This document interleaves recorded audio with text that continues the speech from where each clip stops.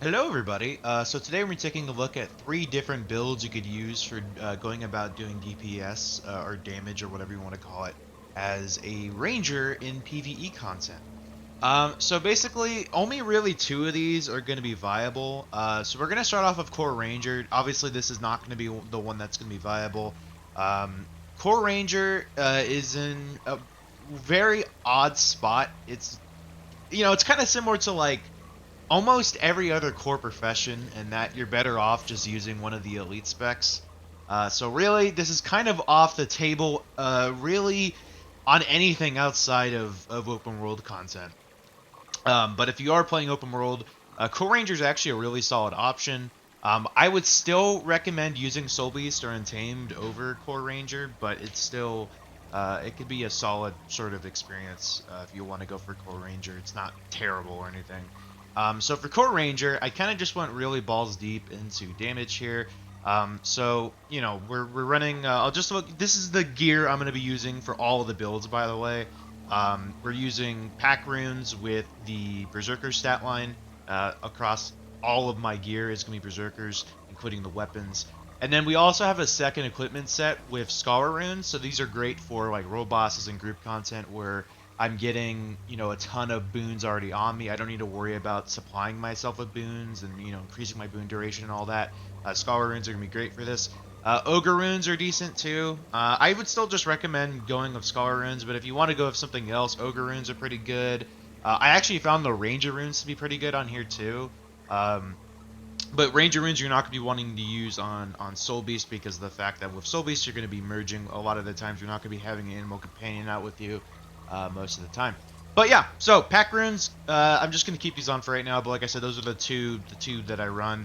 Um, in a group scenario where you don't need the might from the sigil of strength, it could be worth running impact runes, which will give you a straight up 3% damage bonus as well as 7% to disabled foes, which could be nice. Um, but yeah, impact runes are really good too. So anyway, let's go into the actual build for Core Ranger. So we have marksmanship, skirmishing, and beast mastery. We'll just briefly go over some of the marksmanship ones here in each straight line. Hunter's Gaze, I just have this on by default because he's just, more might. Lesser Signet of the Stone here could be pretty good. So basically, when you get hit below 50%, you'll take no damage for 5 seconds.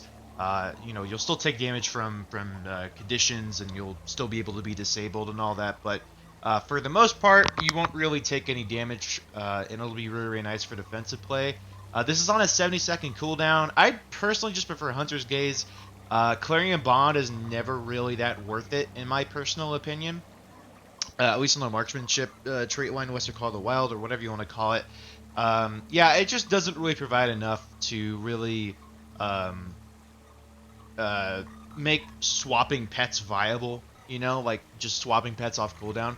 The reason why this is because of the fact that your pet, like if I swap here from my Iboga to my Jacaranda, my Jacaranda will not have any of the boons that my Iboga had. Generally, if you were to swap pets, you'd want a lot of boons going onto that, so you can kind of regain some of the damage that you had before. But this is just not worth it because it doesn't really give you shit. So yeah. Um, I wouldn't really replace anything in this row. As far as the third row goes, I have Lead to Win on, just for like general content because I'm using Longbow as well. But Predator's Onslaught's a really solid choice here too because you'll just do 15% more damage to disabled and movement impaired foes. So we are running some things on here that can do that. There's Daze and Stun, which our Greatsword 5 can do. We could also cripple enemies with our Barrage on our Longbow, as well as actually chill enemies as well as cripple, because of the fact that I'm running this trait on our Frost Trap. So there's a few, areas where we can do that. But yeah, generally, I just like going lead to win. But as I said, Core Ranger, you're really only going to use in open world content. So I don't know. I would just run lead to win personally, as your damage doesn't really matter that much in open world stuff. You can pretty much clear anything in the open world, maybe besides the Dragon's End meta, but I haven't done that in like a minute, like the last boss fight. So I don't really know if it's that hard anymore. I don't know. Um, Trapper's expertise here. I have this on skirmishing because, yeah, I was using Frost Trap. If you don't want to use any traps, though, there's a couple other options. Primal Reflexes could be good. So whenever you evade an attack, you gain Vigor, which is nice. Sharpened Edges is okay. You and your pet have a chance to cause bleeding on critical hits. This is just such a minor increase in damage. It's basically nothing. However, I will say for pets that actually cause bleeding, this is actually going to... Actually, no, that was another trait. That's my bad. Wait, is it? Hold on. Oh, what the fuck? No, that was a... I'm such a fucking idiot. That was another trait. Oh, it was this trait. Yeah. My bad. I was thinking of, like, pets that cause bleeding damage, increasing the bleeding on them. But, yeah. I don't know. I would just run Primal Reflexes, in all honesty, over this. It's just such a minor increase in damage. For the second slot, Spotter's really solid. As it just gives you permanent, like 100 precision more than what you typically have, and it also gives to allies too, which is nice. If you're running Sword, I guess this could be good. However, Sword, I never find it really worth using the abilities on Sword at all, besides just the auto attack, because it feels like a damage loss, like using the Sword skills, that being 2 and 3. So you can see here, Monarch's Leap and then Hornet Sting. This also goes to Serpent Strike, which does like poison damage. It's not really that much though, considering that a lot of the times this is going to be like power build focus. You can run this on Condi, but this is going to be very power focused for all the builds. Is that is typically what I prefer playing. So yeah, I mean, evading an attack gains quickness. I guess that's nice if you're evading a lot, but I don't know. I would just run Spotter personally. Bleeding Inflict is more dangerous, 33% increase, so it would go up to 88 damage instead of, what was it, 66? Yeah, so I don't know. I wouldn't really bother with either of these bleeding traits here. But as I was actually going to say, this does increase the damage of like the pet's bleeding attack. So if you have any that do that, so it doesn't actually say it, but it does it for your pet too. So the smoke scale by default is pretty shit on the auto attack, 165 damage for the bleeding. And then if you do hidden barbs here, it goes up to 220 damage for the bleeding. So that is something worth noting if you're running smoke scale. But I don't know. I would just run Spotter, dude.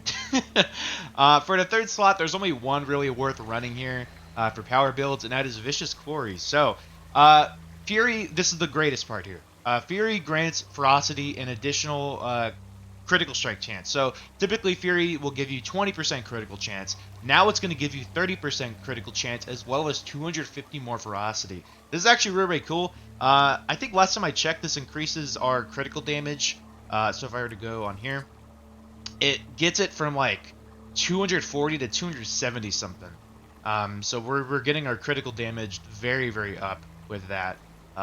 So yeah, in fact, I'm actually going to put on Scar because it'll look better for the Ferocity. But yeah, I mean, is there anything else to really mention here? I mean, you know, Quick Draw, when swapping weapons, the next Ranger weapon skill you use will recharge faster. I guess that's okay. And then Light on Your Feet's only really going to be good if you're using Short Bow, which obviously that's not going to be the way to go. Now, the thing is with the skirmishing trait line is that it's really, really solid, and it's really heavily reliant on you flanking targets. So 10% damage increase as well as 10% critical chance increase when you are attacking from behind or the side. So you're really going to want to try and flank your target at all costs, really. So always try to be behind or on the side of your opponent. Really anywhere but directly facing forward. I actually think the flanking one counts if you're like right here, you know, like this golem's arm. Like you just don't be like right in front of him. However, I haven't really done the testing on that to really know. Our final trait line is going to be the Beast Mastery trait line. So we have Potent Ally here just for more might, as well as our pet giving us might, and we're giving our pet might on critical hits. Resounding Timber could be good if you're running a lot of command skills, but the boons really aren't that good. Like it's the regen and swiftness there, but it is nice for the recharge reduction. So Sikkim typically is at 35. Second one will actually go down to 28, I think. Yeah, 28 seconds. This could also be nice for We Heal as 1, going down to 16 seconds instead of the default 20 seconds. So, yeah. Really, these top 3 ones are really revolving around beast abilities. I wouldn't actually bother running any of these at all. They're so goddamn situational. They're not really that useful. For the second row here, we have Two-Handed Training. Now, this is really going to be good if you're running Greatsword. If you're running Greatsword like I do basically all the time, this is going to be solid. If you are not running Greatsword, natural healing is going to be the way to go, so your pet will get, so a little bit of health every 3 seconds. However, I will notice, like I will tell you right here, you gain Fury whenever you disable a foe on this trait. So that, it's decent. It's 3 seconds, though. I don't like a 10-second cooldown. It's just worth noting. I don't really think it's, like, going to be that good. But, yeah, natural healing if you're not running Greatsword. But I love Greatsword, so I'm going to be running two-handed training. For the third slot here, Honed Axe is really good. Now, as you can see, I'm not running any axes, but this is just for a nice 120 additional ferocity.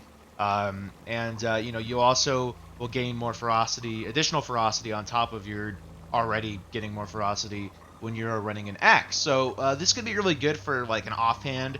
Sword axe is going to be a really solid one to run. Oh, I actually haven't been running longbow this entire time, huh? Oh no, it's because I had this. My bad. So this will also actually reduce the recharge of your axe too, doesn't it? Um, yeah, okay, yeah. So it gives you reduced recharge, which is great for the whirling defense. So I like using this basically right. I do my Path of Scars, and then I'll do whirling defense here. So this will make it so, with that 10-second swap, I swap back to Greatsword, use the skills, and then I could swap back immediately and pretty much have my rolling defense right off of cooldown, which is nice. But, getting more ferocity while having an axe, I mean, you can see I'm, up from 255, or I switch back to Greatsword, I'm at 247. So it's nice to have just like 8% more ferocity there. It's super nice. This also can, of course, be even more if you're running double axes. But personally, if you're going to go ranged, I would just recommend doing longbow instead of double axes. But yeah. I think that's pretty much about it. There's really nothing else here that I would run on Beast Mastery. This is kind of like the set in stone one. Beastly Warden sucks.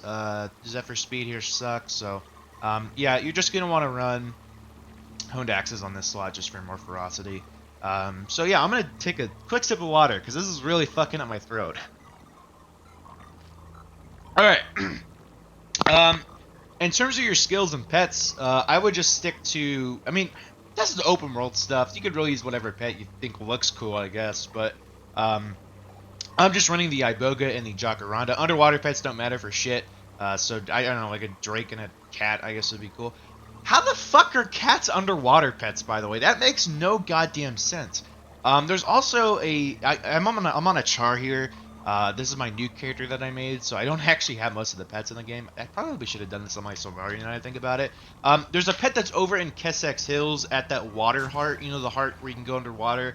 And there is there's a shark or something down there, which is really, really good, actually. Like, its main beast ability will basically give itself, like, quickness and shit, and, like, I think it's even Fury for, like, 10 seconds or something. Like, it's ridiculous. Imagine if we had that as an actual pet, dude. That'd be so cool. But yeah, this is going to be your best sort of setup to run, the Iboga and the Jacaranda. Iboga is a really great pet for just damage, and then Jacaranda is a really good damage and tanking hybrid pet. But yeah, for your skills, I would just run this personally. You could switch out Sikkim with Quickening Zephyr, or you could, if you need some group utility, like if you're in a world boss or something, and you want to, give like 10 players a bit more, damage. Frost Spirit could be really good. Protect Me as a stun break is really solid, or you could use Lightning Reflexes. One of these two is going to be really good. Other than that, though, I guess you can run Signet as Stone. If you're doing like if you're in like a meta event and you need to tag enemies really quickly, if you're like doing tagging stuff, Signet of the Hunt can be pretty good here for your pet being able to move quicker and as well as yourself during ending combat. Especially the other traps are not really worth running, so yeah, I would just kind of leave it at that. So either run Sikkim, Protect Me, Lightning Reflexes, or Quickening Zephyr here. But yeah, that's gonna basically cover it for the core Ranger build. So yeah. Moving on to Soulbeast. Now, as I said before, Soulbeast, you're going to be playing Merge basically 100% of the time. At least that's like the most effective way to play it. So yeah, I don't even know why I had that on. So here's the thing. This is going to change drastically based on if you have, if you are in like a group content or by yourself, because there's so many different skills you can run on Soulbeast. So yeah. I have Skirmishing, Beast Mastery, and Soulbeast. The reason why we're running Beast Mastery is because a lot of these traits will actually count while you are in beast mode. So doing a critical strike will grant you might whenever you're in beast mode.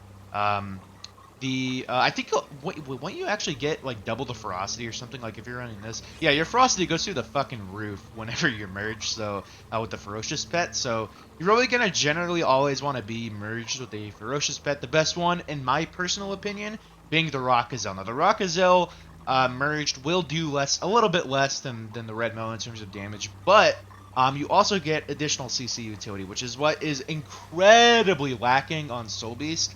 Is good, like solid CC utility. So we got the charge here, which does daze, as well as the some of the pet skills do some good CC. So we have head toss here, as well as a daze on charge. So yeah, just worth noting there. Some of the regular pet skills will be good for CC. That's the only real time you're gonna want to let your pet out, is for like basically just CC if it has CC skills. But yeah.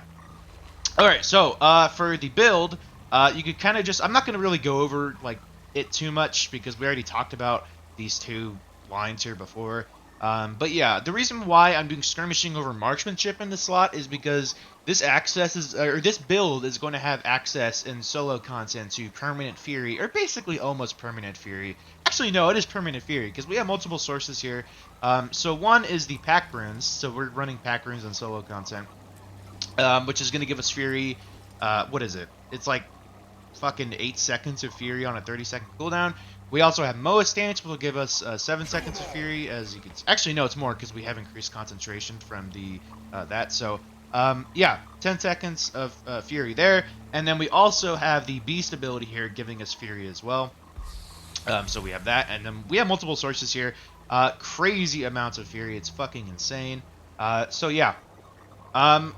We're going to explain the Soulbeast stuff now. So, Live Fast is going to be your greatest option in this slot for basically just getting, boons whenever you use your Beast ability, like, this shit.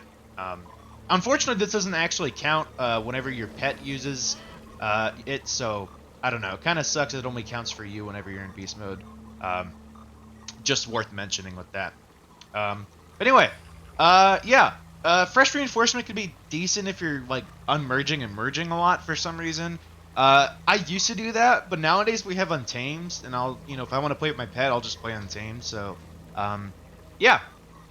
I mean, what else is there to mention here? I wouldn't really rent anything over Essence of Speed here. So whenever you gain quickness, it'll increase the duration of your other boons, but you can if you want, I guess. And then for the third slot here, we're going to go Oppressive Superiority just for more damage. Just an increased damage increase whenever your foe's at a lower health percentage. So, just lower health percentage than you, which is nice. Leader of the Pack could be pretty good too. I don't know why I have Strength of the Pack on. That's my bad. Stance skills will have increased duration on you, as well as grant their effect to nearby allies for a reduced duration. Didn't this trait used to give you like a year or two ago? It used to give you like wasn't it like reduced cooldown on the stance skills too? I could have sworn it was that way. I don't know. I don't remember, but it's not that way anymore.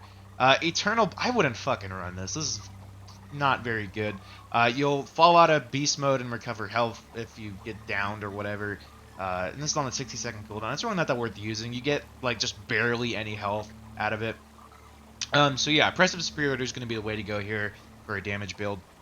So for the solo stuff, I like Moa Stance just because it gives you a ton of boons. We have Quickening Zephyr for the quickness, as well as actually extending the boon duration that we get from Essence of Speed, as well as One Wolf Pack. So yeah, One Wolf Pack is, dude, it's insane. So for like 8 seconds, you'll get, basically an additional strike on a foe,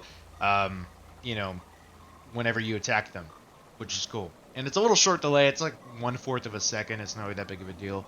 But yeah, it's it's fucking crazy, dude. It's insane. I love One Wolf Pack. It really does make your damage to be absolutely insane. Greatsword is a really popular option on Soulbeast, more so than Core and Untamed, because of the fact that you could basically give yourself an attack of opportunity. So a lot of the times I'll do Maul and then do Worldly Impact like right away to just get a shitload of damage on Worldly Impact. But yeah, so for group content, we're going to be changing this up a little bit. So we're going to be switching over to Trapper's Expertise. I think that's really the only thing we're going to want to change. And then we're going to be doing, I like doing Frost Trap and then either Sick 'em for like single target damage, or doing like maybe a stun break? Dude, I don't know. I just run fucking Sick 'em, right? So Sick 'em, you could burst the shit out of everything. For single target, like I said, this is only a single target thing. You'll get 25% more damage whenever you are in beast mode and, on a single target, which is super, super nice. And it allow you to just do a living shitload of damage to a single enemy. This is actually the best build on range you could possibly do for damage. So if you're looking to get the most amount of damage you possibly can, Soulbeast is going to be the way to go. But that's like what it'll mix up as for group content, as well as, of course, running these Scholar Runes like I mentioned earlier. So at its peak, this will actually get... Oh my god, this is going to be fucking insane. At its peak, in terms of ferocity, you're going to get like damn near 300% ferocity, dude. Holy fucking shit. That is crazy. The damage on here is just fucking insane, man. It's crazy. But yeah, that's like what it'll shift to in group content. But yeah, moving on to my bread and butter personally is Untamed. Now, Untamed right now is not in the best of spots, to say the least. I still love it though. I don't think it's as bad as people say. It's definitely still viable for damage. It's not going to be as good as Soulbeast, but if you want to play with your pet, this is really going to be the only option you have, that's viable at least in PVE content. So yeah, it's not meta or anything, but it's still viable. You're not griefing your team, by using Untamed. Like you're not gonna lose just because of the fact that you have one Untamed on your team or a few of them or whatever. It's not gonna happen. But personally, I run Untamed and basically everything that I do just because I love the way it plays. So yeah, same weapon setup, same gear and stuff like that I talked about before. It's the same logic. We're using a marksmanship where we'll use Lead the Wind for solo play, and then once we get to like group content where there's like cripple on our foes at all fucking times, Predator's Onslaught here is really good for that, just for more damage. When I'm in strike missions, instance content in particular, I will switch over to skirmishing and do this, and this. We already talked about these before. So yeah, these are going to be really solid just for that, and this is because of the fact that you're going to have basically permanent fury, so you're going to be getting that additional ferocity, which is super, super nice. So yeah, it's really worth running that, and then trying to flank your target, of course, but still trying to get the boons from your allies and stuff. It's a very tricky thing, but marksmanship, honestly, man, marksmanship is not really that far behind. But the thing is, when you run skirmishing, you give your teammates spotter, which is a very, very useful thing for your teammates, as from my knowledge, a lot of the times builds will rely on spotter for getting 100% crit chance. As far as I know, like there's some builds that really rely on that. So you're really going to want to use an instance content in particular. So, we're talking fractals, strikes, raids, dungeons, shit like that. Although who the fuck does dungeons anymore? But still, spotter is going to be a really good option for giving your group some precision. But yeah, marksmanship isn't that much farther behind in DPS, but it's really not worth running in group content, instance content like skirmishing would be. So we're just going to keep this on for right now. I will mention you could also replace one of these two skills here with Frost Spirit. So Frost Spirit will grant you your allies, you and your allies, my bad, 5% more damage. If only it was 10%, right? So 5% more damage, of course, until the whole thing runs out. So yeah, it's nice. Your whole squad gets more damage, which is super, super nice. And I've been saying that a lot throughout my video. Super, super nice. But anyway. Yeah, we have Beast Mastery here again. I actually love running Beast Mastery. You could, if you want to, run skirmishing and marksmanship. However, the reason why I am running Beast Mastery is because I really like two of these things here. I really, really, really, really like two-handed training because your greatsword will deal more damage as well as recharging faster. And it's just nice. Your maul goes down to a 3 and a 4 second cooldown instead of it's like 5 or something, or 4 seconds. So you can spam your maul more. You can spam your hilt bash more instead of, I think it's like it's 25 seconds typically, and it'll go down to 20 seconds. You can just use your greatsword skills a lot more, as well as your axe skills recharging quicker. So like I said earlier, I could swap over to axe, sword to axe, and my axe 5 will be immediately ready when I swap back to it, which will be really, really nice. And yeah, but you could replace Beast Mastery if you wanted to with Skirmishing. It's not that big of a DPS increase from my testing, but it can be a nice thing to have if you really wanting to go as hard into damage as you possibly can. Beast Mastery to me just feels a little more consistent because of the fact that if I need to do mechanics, my pet could still be attacking and therefore doing more damage with the traits on here. But yeah, for the Untamed trait line, we are going with 3, 1, and 3. So there's going to be a couple of variations you could do here. Blinding Outburst is really awesome because of the fact that not only, the Venomous Outburst doing more damage is nice, but the biggest thing here is your Unleashed Ambush skills will do 25% damage. This is actually a really big damage skill, especially for Greatsword. This will do a little bit more damage than what, actually not a little bit, it will do more damage than what Maul does because you have the Life Siphon damage on there. But yeah, it's really, really nice, as well as hitting 5 targets and getting like a little spore under each enemy struck. So yeah, it makes the Unleashed Ambush skills a lot better. The other traits are really not worth running, in my opinion. That's just me, though. Then you have Enhancing Impact here. There's 2 you can run here. So you can run Cleansing Unleash here for, Condi Cleanse, as well as Enhancing Impact, just for basically more quickness. I don't know. It's nice. But, if you have a lot of quickness generation in your team, you can run this just for some Condi Cleanse. But, yeah, I'm going to take a sip of water. God damn my fucking throat. Okay. Moving on to the third slot. There's 2 you can run here. There's Ferocious Symbiosis, and then there is Fervent Force. Now, Fervent Force makes the rotation a little more complex, but does increase your overall damage. The thing is with Fervent Force is you got to line up a lot of disables together, and it feels like it relies more on the hammer than, if you were to run Ferocious Symbiosis. You can run, technically whatever you want. With Fervent Force, right? So Greatsword, we have Hilt Bash, and then we also have the second counterattack kick, but that only works if you get hit, and it feels a little clunky because you lose DPS uptime whenever you're using this. So if you don't get hit right away, you're losing damage there. That's just straight is what's happening. So yeah, it's pretty annoying. So typically, if you're running this, you're going to be wanting to run Hammer, which is Untamed's exclusive weapon. Oh, there it is. Put it on, you cocksucker. There we go. Which, you have 2 disables here. You have the daze as well as the follow-up daze and a knockdown. So, yeah. And then you have these 2 here, but these aren't really disables that would count for Fervent Force. So, yeah, you'll see a lot of people for max damage output running Fervent Force. Personally, I prefer running Ferocious Symbiosis. It feels like a more consistent damage buff, as basically at all times, you and your pet are going to be doing 15% more damage as long as you can keep those stacks up. But it's really easy to keep the stacks up, so yeah, it's super, super nice. But Fervent Force could also be used to be able to spam buck your skills way more quick. To me, though, Fervent Force, like I said, it relies more on lining up disables as well as basically relying on melee weapons a lot. So you have your fucking longbow here. The only CC one you have here is point blank shot. And if you're using it in like fractals and shit where enemies are able to be knocked back a lot, this is going to be really fucking annoying for your teammates, by the way. Like, the amount of knockback you could do, 600 range there on point blank shot, like at the maximum knockback, like that's pretty fucking crazy. So that is just worth noting. Typically, especially in open world stuff, you're not going to be wanting to use this on targets that, can be physically knocked back and not like, targets of like a Defiance bar or whatever, targets that can't be, like physically knocked back or whatever.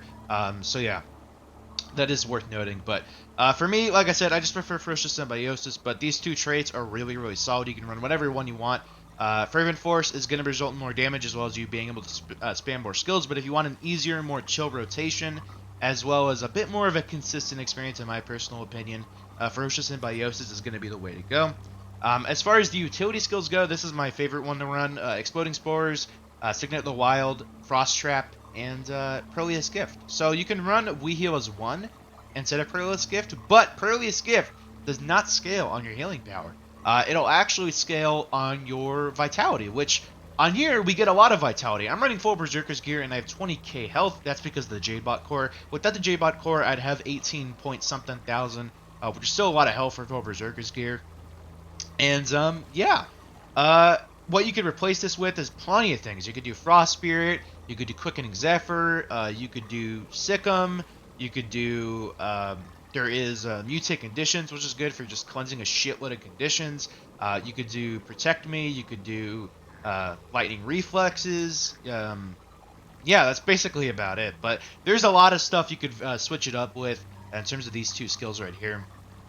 And if you find yourself on like road bosses and stuff like Fire Elemental, where you don't really want to be in melee range, but yeah, it doesn't really matter for Fire Elemental because you just shred his ass so quick. But usually, what I'll use is just Frost Spirit and then Sikkim for that. But yeah, that's just kind of a different thing you could run. But most of the time, I just end up doing this right here.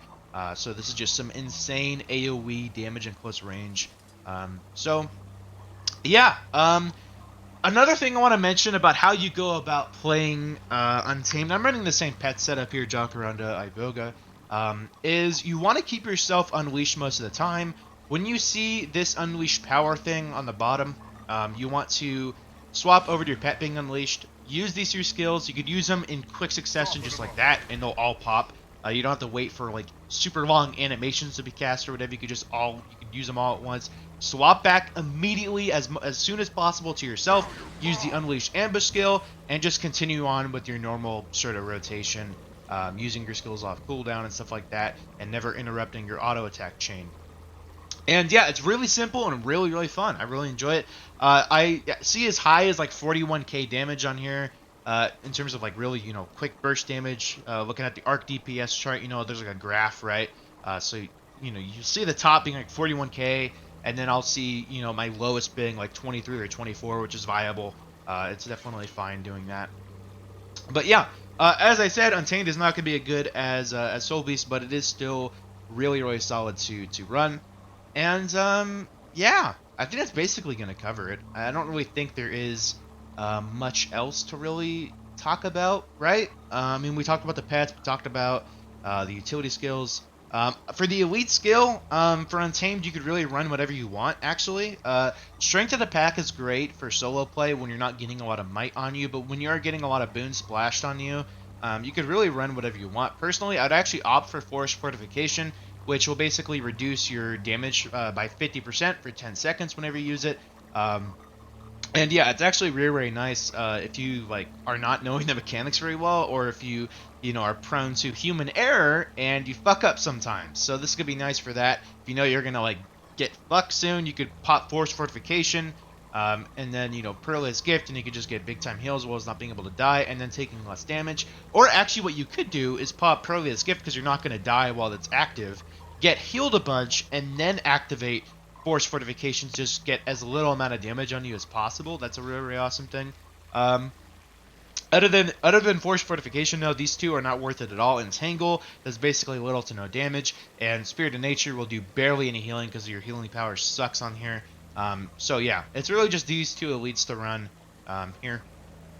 But yeah, I just wanted to mention that Untamed playstyle in particular because I see a lot of people out in the wild having their pet unleashed all of the time, which, I mean, seems enticing, but the thing is, this doesn't result in increased damage for your pet at all, which it should in my opinion, but it doesn't, where if you were to be unleashed, this results in 25% more damage for you. That's a huge damage increase, so, yeah, I think it's basically going to cover it, and, peace.